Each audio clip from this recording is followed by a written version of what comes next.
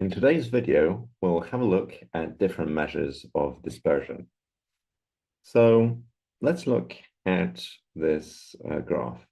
So what do we see? So we see two distributions, the red one and the green one.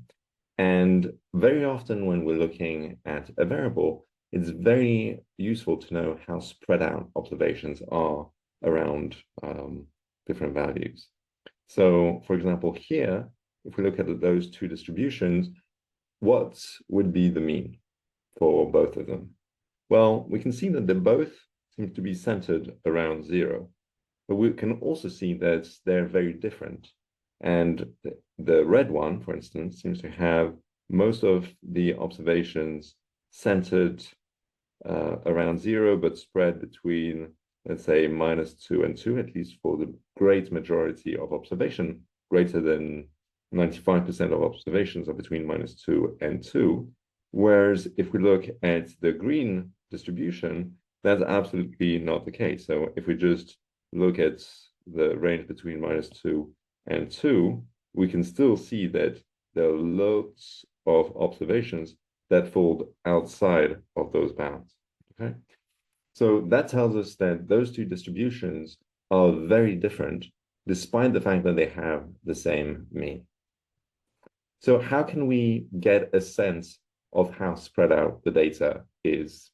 Well, the first measure that you can think of is probably the range. And the range is just the difference between the largest and smallest values of a data set.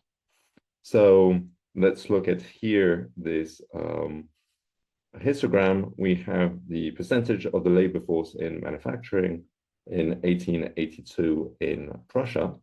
And we can see that the smallest observation seems to be around maybe 5, and the largest one seems to be maybe around 72.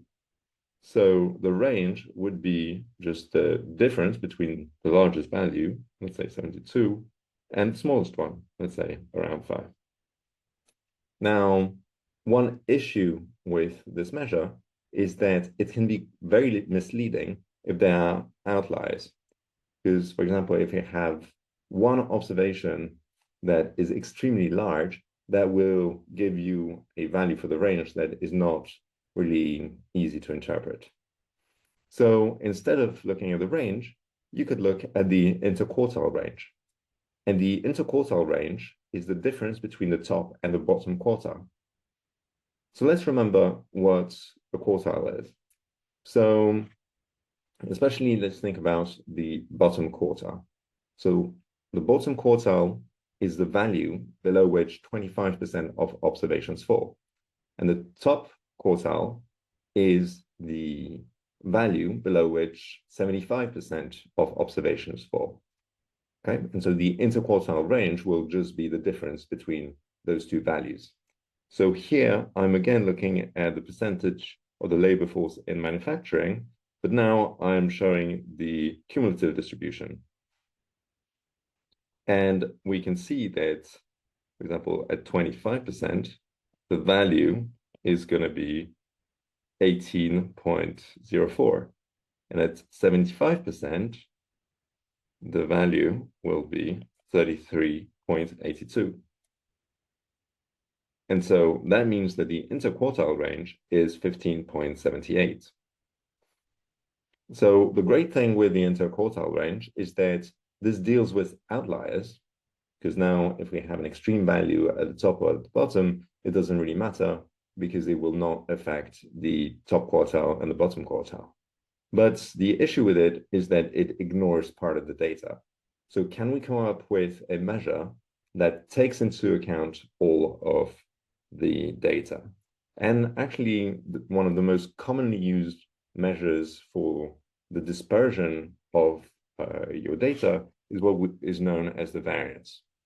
And what the variance does is to measure how spread out observations are around the mean. And the variance takes into account all observations in the data set. And if we think about the formula for the sample variance, it is often denoted as S squared is equal to sum between I is equal to 1 to n of x1 minus x bar, the whole thing squared, and then divided by n minus 1. Okay, so x bar is the sample mean, and xi is the ith element of the sample, and n is just the sample size. So for the moment, this formula might seem a little bit abstract, so let's look at an example. So let's say that my data set is as follows. So I have 1, 2, 4, 5, and 8. So I calculate the sample mean. So I add all of those numbers up and divide by 5. And what I find is that the sample mean is equal to 4. So now I just look at the formula that we showed on the previous slide, and I calculate. So I take the first observation, 1, and I subtract the sample mean, 4, and I square the whole thing. Then I do the same thing with the second observation. So 2, I subtract the sample mean, and I square the whole thing. Do the same thing with the third observation, the fourth, and the fifth, okay? And then I divide by the sample size, so 5, minus 1. And what I get is 2.74. So that's going to be my sample variance. Now, one issue with the sample variance is that the unit of measurement is not really easy to interpret. Okay, so for example, let's say that the sample, so those values were centimeters. The fact that we have squared everything here means that the variance would be expressed in centimeters squared.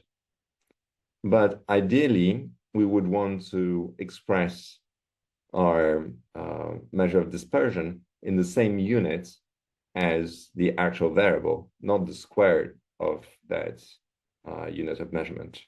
And so that's where the standard deviation comes in handy. The standard deviation is just the root squared of the variance. Okay, so it's exactly the same thing as before, except that this time I've put a big square root sign. And since it has the same units as the mean, it's easier to interpret, okay? Because if you take the example that I was looking at, so we said that our particular variable, let's say x, was measured in centimeters, so the variance of x was in centimeters squared, but now the standard deviation of x is equal to the square root of the variance of x. So that will be in the square root of centimeters squared, which would be centimeters. Okay, so very often what you'll see people use in statistical analysis is actually the standard deviation. So here we have the sample standard deviation. So that's it for today's video. I hope you enjoyed it, and I'll see you in the next class.